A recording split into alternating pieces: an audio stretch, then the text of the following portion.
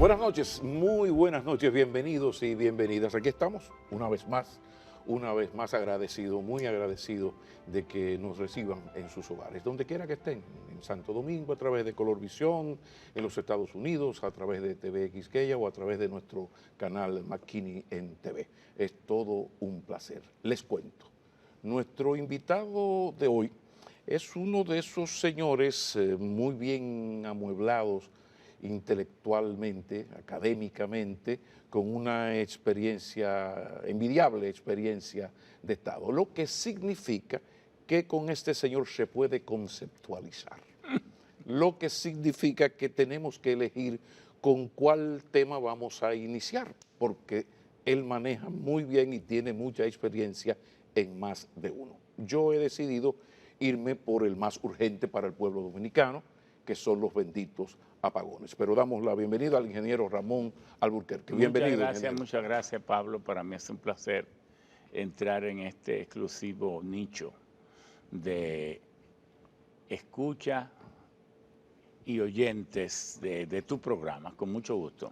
Bueno, pues, ¿qué está pasando realmente? ¿Cómo es posible que hoy estemos quejándonos de lo que nos quejábamos con don Julio Sauri y una chichigua? Desde 1973 el país entró en una crisis eléctrica y que no ha podido el talento, la conciencia nacional, el gran empresariado, la política, no han podido conjugar esfuerzos exitosos para resolverla, porque tal vez la misma crisis se ha convertido en un gran negocio para muchos. ¿Qué ha pasado? Sí. En 1973 el país tendría a lo mejor unos 500, 600 mil kilos o 600 megas. Recuerdo que cuando llega don Antonio Guzmán Fernández al poder tenía como 750 megas y ese presidente hizo una proeza.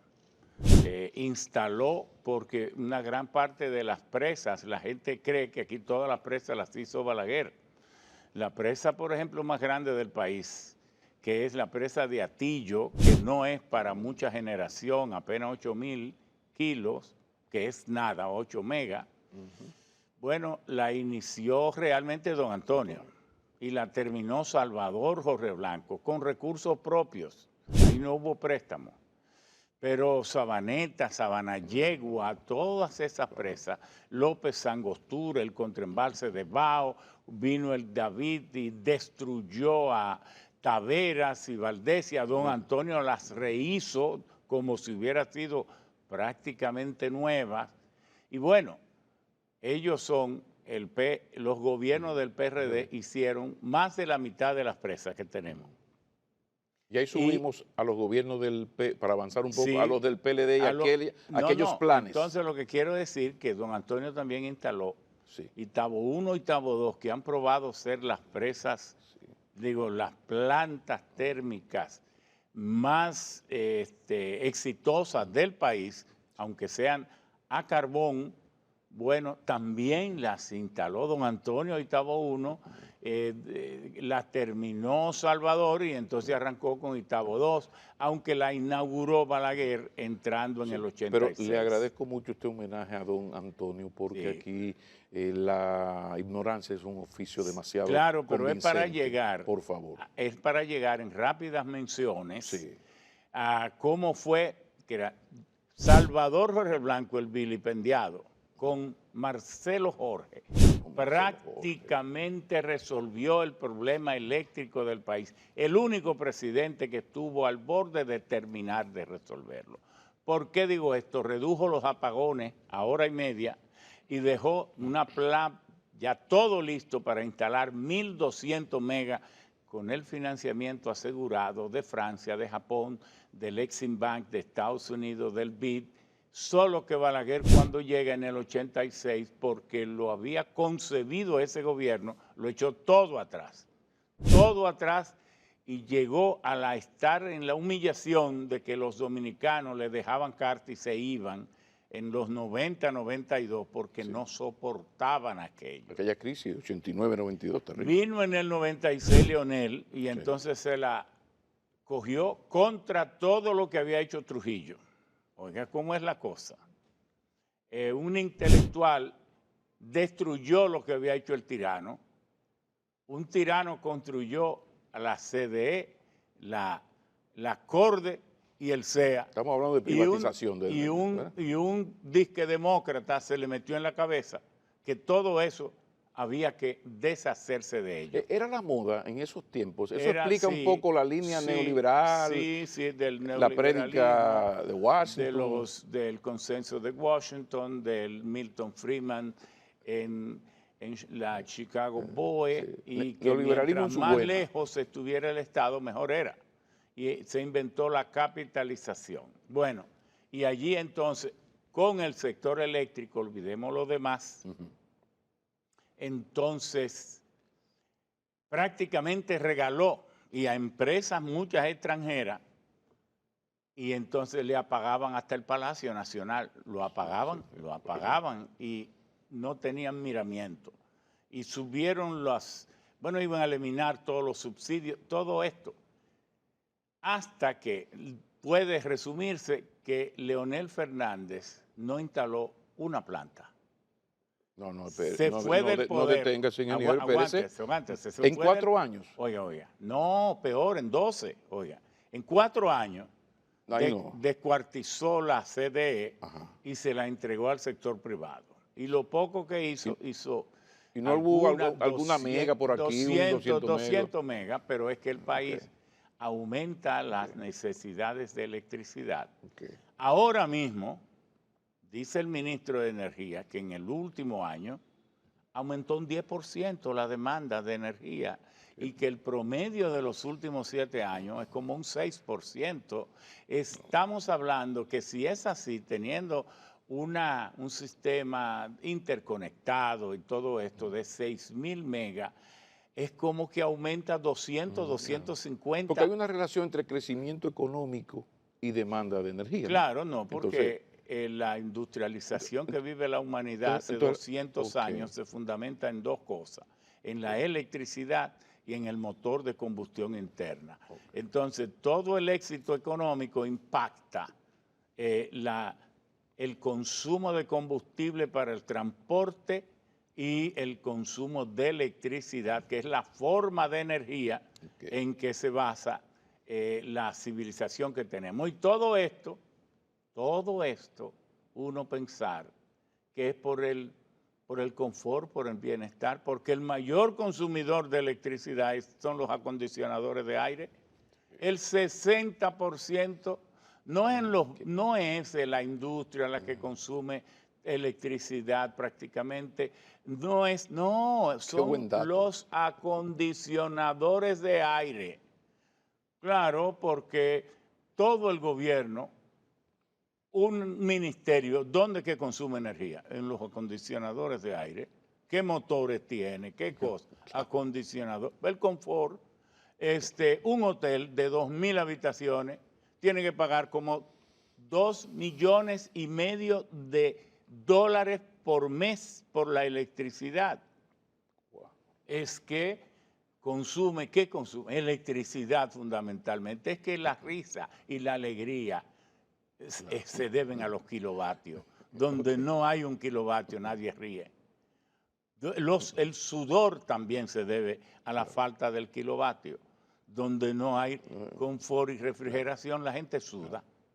Pero entonces en el 2012, Leonel entrega sin reserva, es lo que quiero decir. Si usted quiere, vamos a hacer una breve pausa para que entonces usted tenga todo el tiempo del mundo para analizar ya los 8 años de Danilo Medina y así llegamos al de su señor gobierno. Sí, señor, sí. Ya regresamos. Ingeniero, sale Leonel Fernández del poder, llega Danilo Medina, otro estilo, una vocación más a lo social. Otro estilo, pero que le rastrilló, como dice el pueblo, a Leonel, que había derrochado 144.000 millones y que le había metido al país en un déficit histórico. Bueno, así comenzó el gobierno en aquel Así noviembre de empezó 2012. Yo en lo su recuerdo. discurso de juramentación. Sí, Y sí, eso sí, no sí. ha tenido ninguna consecuencia en los tribunales, porque quien le dilapide 144 mil millones a un pueblo no puede estar Pero pavoneándose quizás por ahí.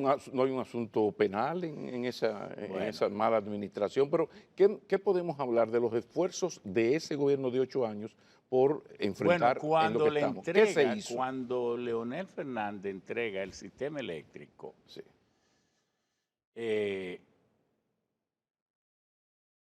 lo entrega prácticamente sin reserva, ¿no? Prácticamente no, sin reserva, sino con un déficit de un 15% y nunca hubo una demanda satisfecha, sino totalmente insatisfecha y entonces con apagones financieros calculados. Entonces Danilo Medina le pasa por encima a todas las leyes de compras y contrataciones, licitaciones, y hace ese proyecto llamado Central Térmica Punta Catalina. Y entonces, ¿por qué lo construye con esa rapidez y con todas esas cosas? Violando todo, porque estaba consciente, los técnicos le habían dicho, no hay reserva y todo se puede acumular. ¿Usted comparte la estrategia de que Punta Catalina se convirtiese un poco en la garantía del Estado en términos de generación para enfrentar cualquier Bueno, cosa no, y no depender tanto pero, de los pero suplidores? es que el sector privado había tenido todo el tiempo con Leonel y no instalaron plantas y usted no lo puede obligar. Si yo hubiera sido presidente, lo hago también. Pero usted está de acuerdo con la estrategia No, inicial de vamos a construir Punta Catalina. Ya los procesos son otra cosa. no, déjeme decirle, porque en A todo ver, esto hay que ser transparente. Yo asistí a una reunión por invitación de la Asociación de Industria de la República Dominicana, donde Bichara y el presidente expusieron el plan eléctrico de su nuevo gobierno. Entonces allí veo que yo nunca había conversado con Bichara, que me está haciendo como una seña, yo creo que es a las otras personas, empresarios, que estaban en la mesa conmigo, donde me dicen, no es a ti. Entonces viene la encargada de prensa de él y me dice, el señor Bichara quiere que usted lo llame. Entonces le digo, no, mire, hay un problema. Como yo no tengo nada que tratar con él, no lo voy a llamar. Ahora, si él me llama a mí, ya yo sabré que él quiere hablar conmigo. Entonces, le di la tarjeta y ella se fue, entonces vino. ok, Sí, está bien, él lo va a llamar ok, y me llamó cuando ok. salió de ahí como a las 4. Mire, quiero plantearle una cuestión, digo, con mucho gusto. Yo puedo ir a su oficina, que están aquí, ahí en la Abraham Lincoln 600. Entonces él fue y me planteó el tema de Punta Catalina. Entonces yo le dije, ¿por qué no a gas natural? Me dijo, porque hemos recorrido todas las empresas y usted sabe que en Estados Unidos hay una ley que prohíbe la exportación de gas natural líquido. Entonces yo le dije, sí, estoy consciente de eso. Me dice, pero haga usted las investigaciones también. Lo que yo quiero es contar, porque en el programa de gobierno que usted dirigió para Hipólito Mejía, ustedes ofrecen que van a instalar 1.200 megas, 600 a gas y 600 a carbón. Y como nosotros queremos hacer lo mismo, por Continuidad eso del Estado. yo quiero que usted nos asesore, que digo, no. Bueno, entonces, ahí hablamos de otra cosa, pero el programa no tiene tiempo. Entonces, quedamos en que nosotros lo veíamos bien y que para yo darle mis opiniones, como estábamos ya formando al PRM, yo tenía que consultar a los compañeros del equipo Claro. y entonces para que ellos lo supieran y me autorizaran. Entonces me autorizaron y bueno, entonces él me trajo el proyecto, nosotros le dimos nuestra opinión. Ese proyecto absolutamente necesario. Viéndose que no había disponibilidad de gas, era correcto que fuera carbón. Pero lo que no entiendo, ingeniero, excúseme, es que uno, desde que se habló de Punta Catalina, yo creo que antes de hablar, hubo un rechazo de ciertas élites y movimientos, hubo toda una campaña mediática Pero en no, lo contra. que hay, Pero, Pablo, convéncete. no, pero, ¿Por qué el lío y el ajá, entuerto de hacer una planta, la más grande que había hecho el país en toda su muy historia, bien, 2.000 millones sí, en terrenos que, no, que eran muy bien, ajenos? pero permítame la reflexión para llegar a la pregunta. Resulta que hay un rechazo hacia Punta Catalina de ciertas élites, una campaña terrible, sí, pero al mismo tiempo, y usted ahora me lo refuerza porque lo acaba de decir, durante años estuvo el sector gubernamental deseoso de que el sector privado invirtiera. Déjame Entonces decirte tú por ni qué. tiñe, ni da No, calor, ni pero coge, ni dice dónde hay. déjame Por decirte favor, porque por si tú favor. eres sector privado Ajá. y tú sabes que un gobierno está siempre manejándose al borde del precipicio, cada vez que tú le presentes un proyecto, él te lo va a dar todo porque está desesperado. Eso lo explica todo. Si el gobierno negocia en condiciones sosegadas, tranquilas, con una generación holgada, va a exigir, va a ceder menos, pero si negocia, ahora mismo el gobierno lo va a dar todo lo que le Bueno, pidan lo va ya a comenzó dar. a darlo porque la disminución de los apagones significa que están comprando al Primero en el sector privado. mercado spot. Entonces un mercado spot que ha subido porque ya no es Punta Catalina la que decide. Es que hay algo que explicarle al pueblo. Por favor, por De favor. las 12 de la noche a las 7 de la mañana casi no se consume electricidad. A lo sumo, 900.000 kilos. Okay. A lo sumo, porque estamos durmiendo inactivos. Sí. A las 7 empieza a activarse. Claro. Entonces, pero las plantas no son todas iguales. Hay plantas que generan envase porque no se pueden apagar. Una vez usted prende a Itabo 1 y Itabo 2, prende a Punta Catalina 1 y Punta Catalina 2, esas plantas casi siempre están programadas para trabajar por lo menos año y medio o 2 años sin pararse, porque son como 40 plantas en una sola. Usted tiene un sistema de molienda de carbón hasta convertirlo en polvo talco para inyectarlo por unos ojitos que se llaman toberas al hogar de las calderas, y todo eso con un sistema de bombeo y cosas. Todo eso es una planta en sí. Usted tiene una serie de turbinas que generan, que hay que inyectarle el vapor a distintas temperaturas y presión a lo largo de la turbina para que genere al máximo. Pero no se deben apagar, no es como entonces, las otras. No se deben apagar. Okay. ¿Qué significa? Que esas plantas se prenden para no apagarse. Entonces, esas se están generando siempre. Pero usted tiene hidroeléctricas que vivimos engañándole al país, engañándole, diciéndole, tenemos a Taveras o tenemos a Valdesia, Higüey, Aguacate, que generan tanto.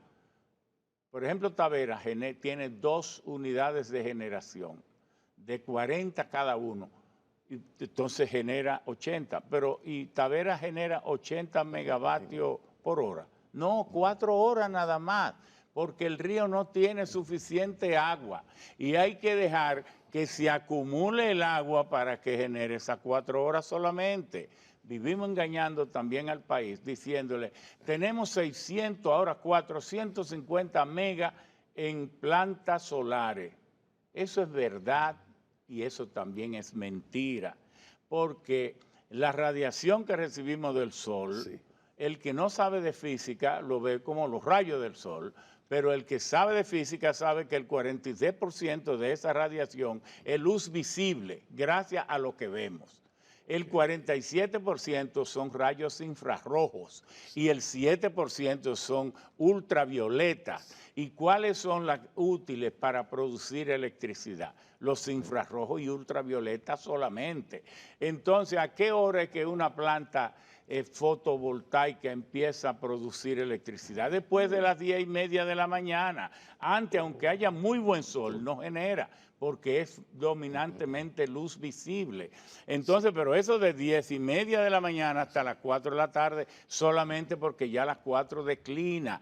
Entonces, pero siempre las plantas solares todas operan a la misma hora, de 10:30 a las 4. Si usted no tiene cómo almacenar esa electricidad, usted...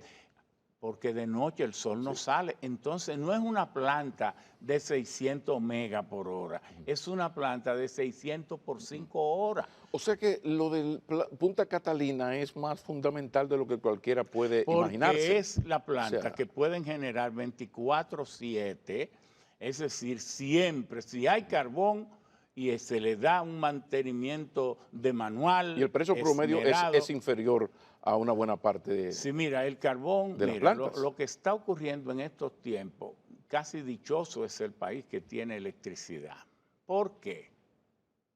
Si tú te entras a Henry Hub es el motor de búsqueda que te ofrece todos los datos sobre el gas natural. Okay. El gas natural ha llegado a niveles increíbles, nadie pensó que iba a llegar a multiplicarse hasta por 10 su precio.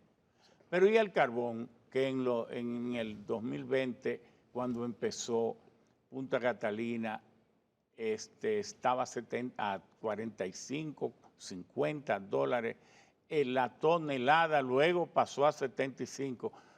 Estaba a 387 dólares la tonelada. Ahora ese es el precio que están pagando, y 400 dólares la tonelada. Ahora mismo Glencore, el complejo suizo, que es de las intermediarias de materia prima mundial, la más grande del mundo, que maneja el 28% del níquel, 23% del petróleo, el carbón, todo esto ha sido multada por Estados Unidos por estar estafando con los precios por $1.000 millones.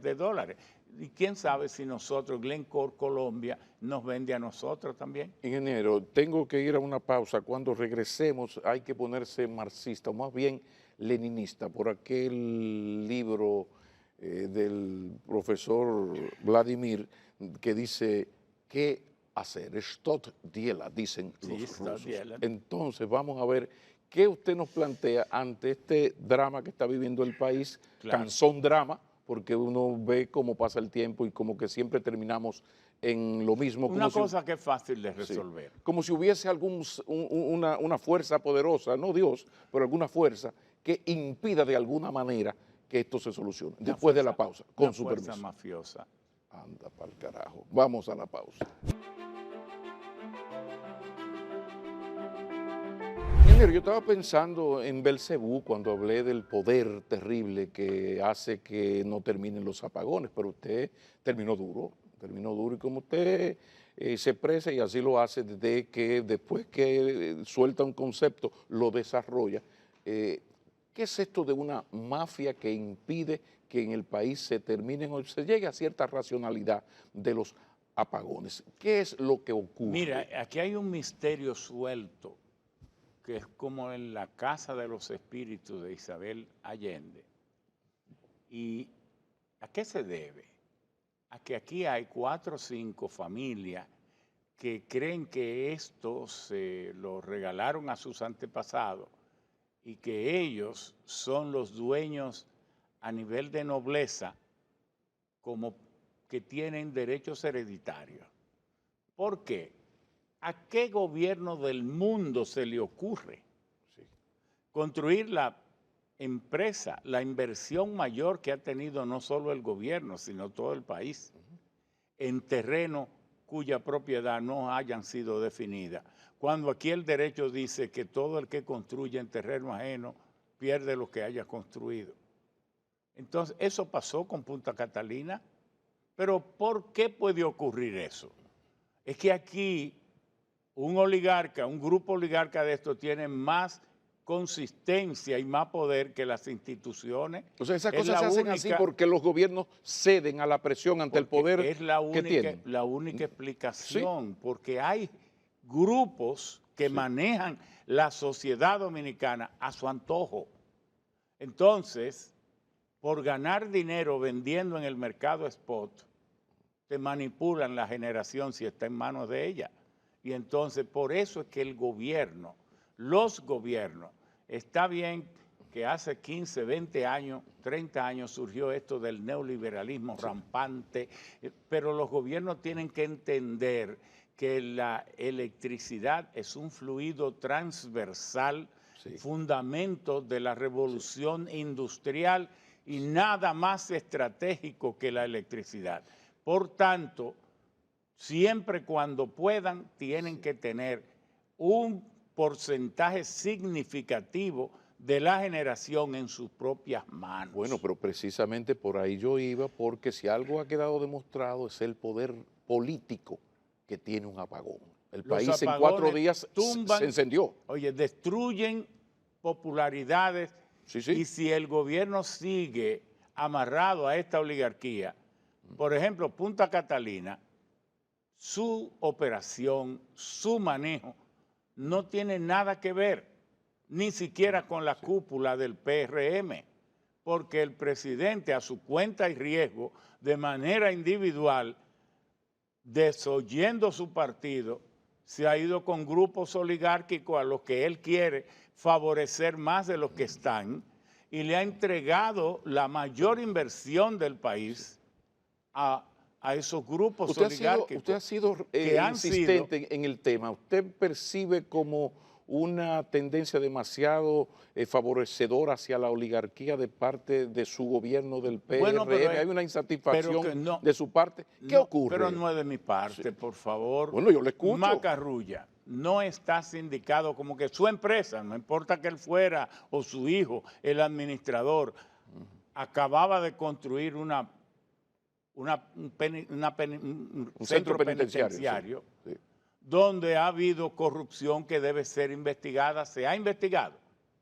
La misma Odebrecht, que fue una empresa que se declaró delincuente porque la obligaron y porque se lo demostraron a nivel internacional, vino aquí y confesó que había dado 92 millones de dólares en soborno para el proyecto de Punta Catalina, y su socia dominicana, que maneja el 30 o el 35% del proyecto, no solo que no ha sido ni mencionada, porque si se cometieron, si la empresa dijo yo cometí todos estos actos punibles, y su socia entonces nada Pero tiene que ver. Pero recuerde que la justicia es independiente y que el presidente Abinader no tiene que ver nada con las acciones del Ministerio Público. Eso es mentira, no del presidente, sino de quien lo diga. Y él es el que lo dice. Y me excusa que puede estar usted incluido. No, espérese, vamos por parte. Usted me está hablando de algo que lo ha firmado y reiterado el honorable señor presidente de la República. No un pobre hijo de 2 maestros de escuela de Baní. Y he leído sus escritos y su poesía. Sí. Entonces, un hombre así no puede ser tan ingenuo que después de leerse la Constitución que dice, artículo 169, el Ministerio Público diseña y aplica la política anticrimen del Estado Dominicano. Es que el principal responsable de perseguir la corrupción y el crimen es el gobierno y por tanto el presidente, y el Ministerio Público en el artículo 170 entonces tiene una independencia funcional. Por eso no afirmo, sino que le pregunto, ingeniero. Yo estoy preguntándole a un hombre que tiene menudo para devolverme y me está devolviendo. Su contradicción es con el presidente, no con el hijo del profesor Maquino. Yo no estoy... Terrible. ¿La suya? No. Terrible. No. Pero, ingeniero. Él tiene contradicción con la Constitución, que es peor todavía. Es peor, sí. Entonces, usted tenía esperanza de agarrarme, pero la Constitución la escribieron antes que usted y yo. Pero lo que yo le estoy diciendo, ingeniero, por favor, es que el presidente tiene su visión de que el gran logro de su gobierno es que el Ministerio Público es independiente. Dice Luis Abinader Corona. Y el ingeniero Burquerque me dice que no, y me está dando argumentos constitucionales. Y le voy a dar más. Adelante. Antes de todo esto, y lo sabe el consultor jurídico, el doctor Antoliano Peralta, yo le dije al presidente, o Luis antes, porque no era presidente, déjate de estar hablando de eso que no es ni siquiera positivo que el presidente que jura cumplir y hacer cumplir las leyes, y lo jura ante Dios, ante el pueblo, y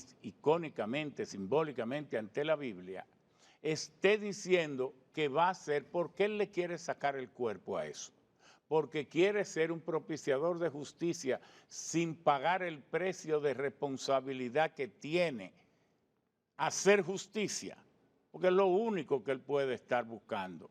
El responsable, porque la Constitución así lo dice, pero así lo es en Estados Unidos.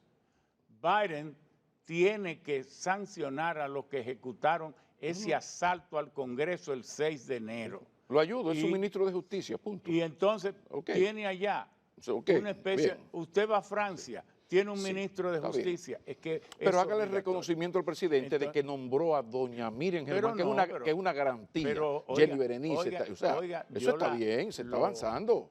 Lo reconozco tanto que fui yo el que en el Comité Central, en la dirección ejecutiva del PRM, propuse que el PRM sustentara la propuesta de doña Miriam Germán para presidenta de la Suprema Corte de Justicia, y el PRM lo hizo.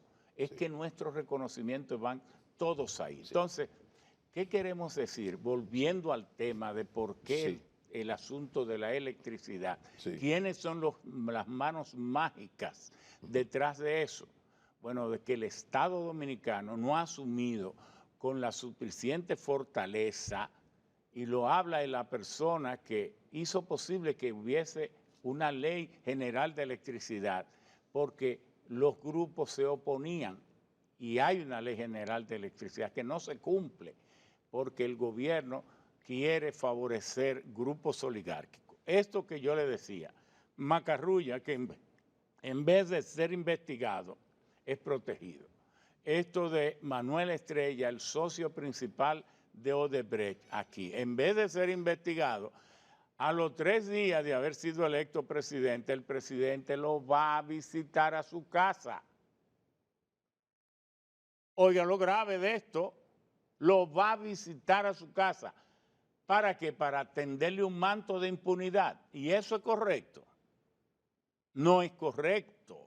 Por eso ni se menciona a la contraparte de la corrupción profunda, y por eso que tampoco en Punta Catalina se ha podido hacer una auditoría. A la fecha no se ha hecho, cuando el propio presidente fue el que dijo que ahí había 1.000 millones de sobrevaloración.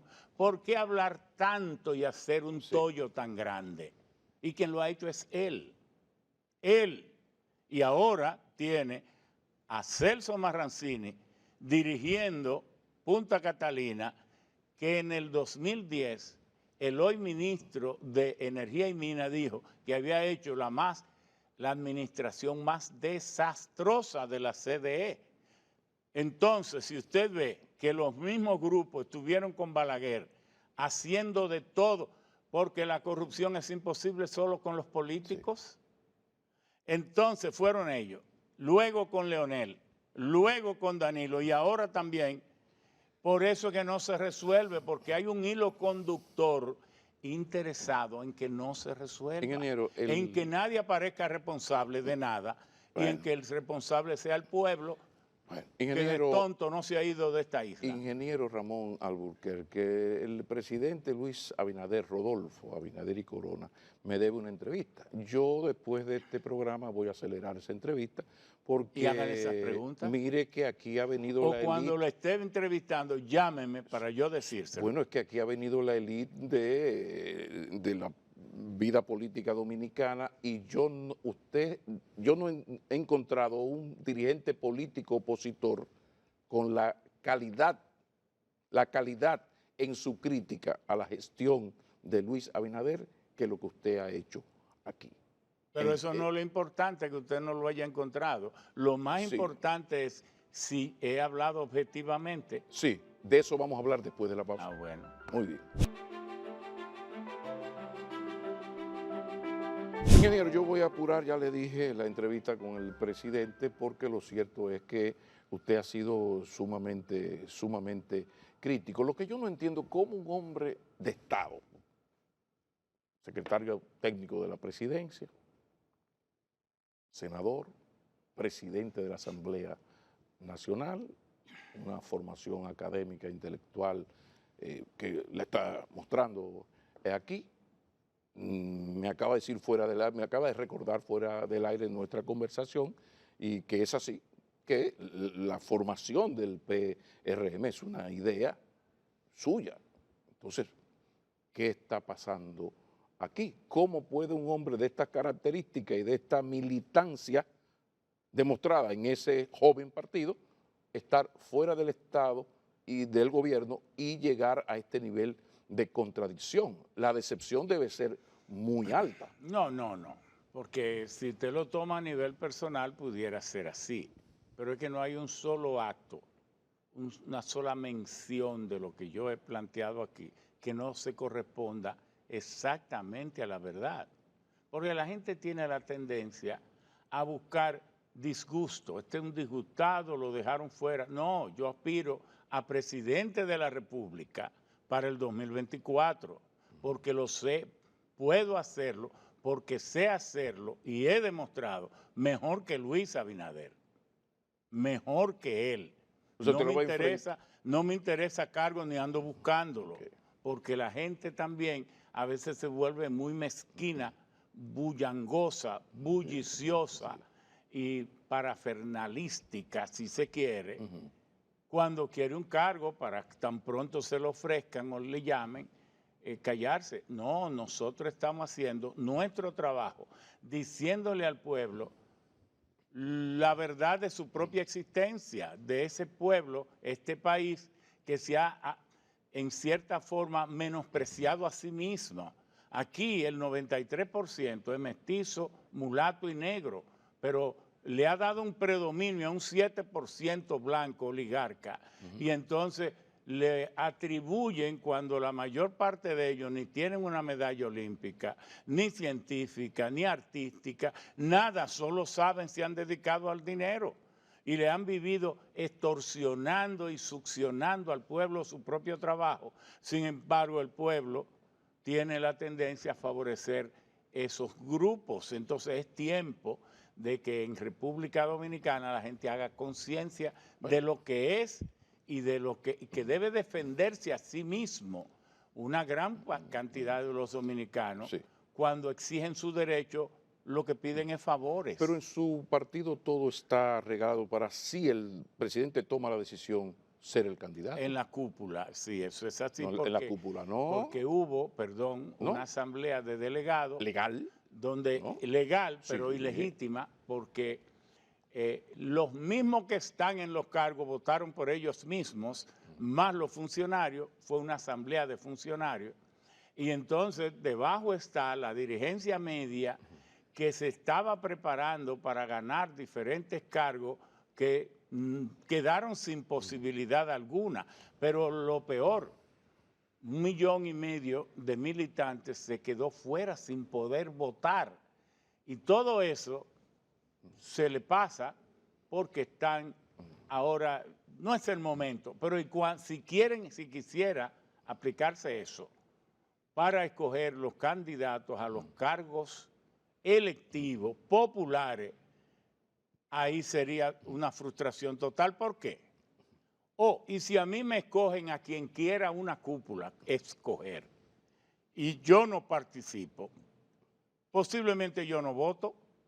Oye, entonces, ¿qué va a pasar? No, mire, el error trae otro error. Negarle no fue tanto, nunca, y el pueblo tiene que saberlo. Toda la militancia que participa con entusiasmo y contribuye al triunfo de un partido, todo no va a encontrar un cargo, ni todos lo necesitan.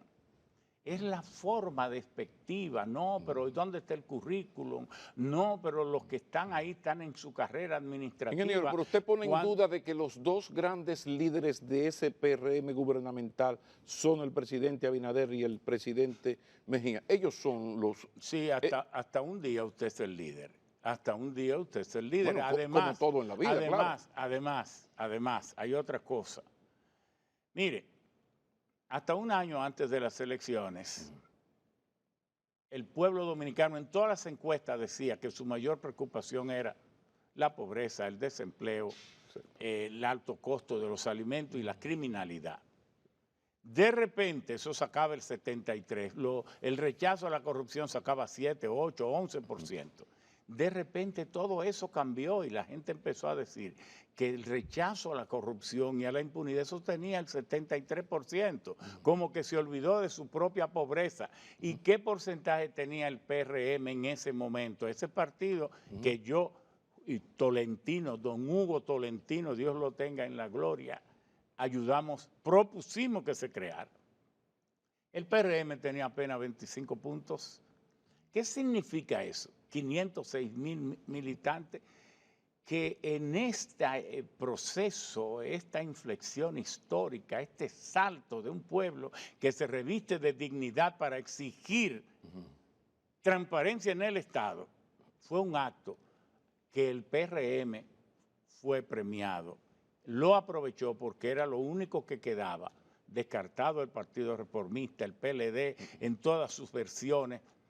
Entonces, este cambio político es mejor interpretarlo como una revolución de conciencia del pueblo dominicano en búsqueda de su propia identidad y de un Estado que en vez de perjudicarle, le represente. O sea, usted lo que me está diciendo que de alguna manera el que triunfo del PRM... el creerse muy líder sí, es un riesgo muy grande. pero tiene que ver el triunfo del PRM con que en el país, y eso sí que es cierto y está demoscópicamente demostrado, de repente en poco tiempo el tema de la corrupción que estaba en 12º, 15º lugar No, hace con 10 puntos, con 10 puntos. Exacto, de repente pasan unos meses, ocurre y este tema es el tema. Es el tema. Entonces, y Luis Abinader se convierte en el instrumento político de la oposición para sacar al PLD. El instrumento, claro. Pero entonces de ahí... Y el líder finalmente, porque ya es el presidente, líder. Y puede ser más, porque muchos le dicen, mire, en las situaciones tan difíciles que están Danilo y Leonel, porque figúrese usted, Leonel sacó 8 puntos. Y Leonel, no, pero ha crecido mucho personalmente. Pero bueno. Él como partido, el problema de él es el partido, oiga, pero él va alto, está alto. Usted sabe que Guillermo Moreno, sin tener la carga de pecados y de acumulo de corrupción de Leonel, en el 2017 llegó a 21 puntos. ¿Usted no se recuerda? Bueno, eso fue aquella encuesta Gallup donde él fue el único representante de los sectores alternativos. Se desinfló. No era él solo. Entonces ahora... No, hubo un problema metodológico que la gente no manejó. Entonces ahora un gobierno pospandémico con un alza en los precios a nivel mundial, que es aquí que la gente tiene que encarar su gobierno, no es en el mundo. Entonces, con una alza de la criminalidad, con una situación tan difícil donde todo el mundo le está entrando al gobierno, y Danilo que nadie le y Leonel que nadie le hace caso, que no son el objetivo, pueden crecer, pero eso es espuma. Cuando este pueblo recuerda que fueron los que instalaron la corporación político-financiera mafiosa que dio los 5 gobiernos más corruptos de la historia del país y que ahora cada vez que doña Miriam miran para un lado y manda a hacer una investigación, salen 40,000 millones de robos, que eso está corriendo en los tribunales. Y usted cree lo que viene... toda esa espuma se deshace. ¿Y entonces hacia dónde vamos? Porque ya descalificados por usted ahora mismo, el PLD por sus malos gobiernos, ¿verdad? Y descalificado por lo que hemos conversado aquí, el gobierno del PRM. Y hacia Guillermo Moreno quizás, Minú Tavares. Bueno, hay mucha gente que está esperanzada en que nosotros podemos... No porque usted es el PRM, no porque usted... ¿Hay un proyecto político personal del ingeniero? Pero yo no dije que aspiro a la presidencia de la República. No, pero yo digo fuera del PRM, porque la candidatura del PRM está guardadita y diseñada bien para el presidente Abinader. Es que eso no será así, porque él no puede hacerlo, él no es dueño de eso. No, pero hoy es el líder, ingeniero. Pero no le reconoce eso al presidente. Pero tendrá que irse a votos.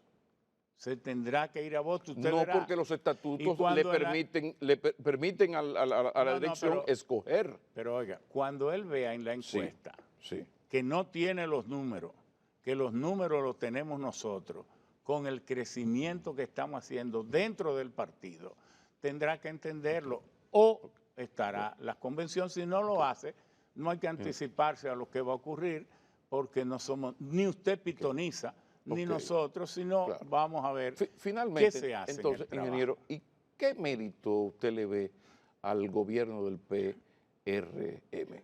Bueno, un ¿Qué mérito. usted puede destacar? El mérito finalmente? es el siguiente, que ha manejado crisis con ciertas habilidades, que ha controlado la corrupción entre los funcionarios y que el mismo gobierno dice que antes se gastaban 30.000 millones en publicidad, ahora se gasta 16.000, pero todavía eso es un desastre, porque los gobiernos no son Plaza Lama, ni son La Sirena, Claro. no tienen que estar vendiendo chuchería, ni panty, ni blusa, ni pantalones, jeans. Entonces los gobiernos no son para gastarse eso. Está bien que tuvieran campañas educativas para que la gente sepa cómo cuidarse en salud, en la educación, hacer todo lo posible, pero tiene sus méritos. Ahora, mérito para rehuir de una convención para ver, porque te puedo querer hoy y mañana puedo querer a otro. Y el que yo te quisiera ayer no le quita el derecho a los otros a probar suerte también en una democracia transparente. Nosotros no le quitamos méritos a nadie, que lo podemos hacer mejor, que comprendemos el tema del Estado mejor, y eso se desprende hasta de las explicaciones que humildemente podemos dar a los problemas y otros no saben ni cómo explicarlo. Muchísimas gracias, ingeniero. Muchas gracias. De esto se trataba. Buena suerte.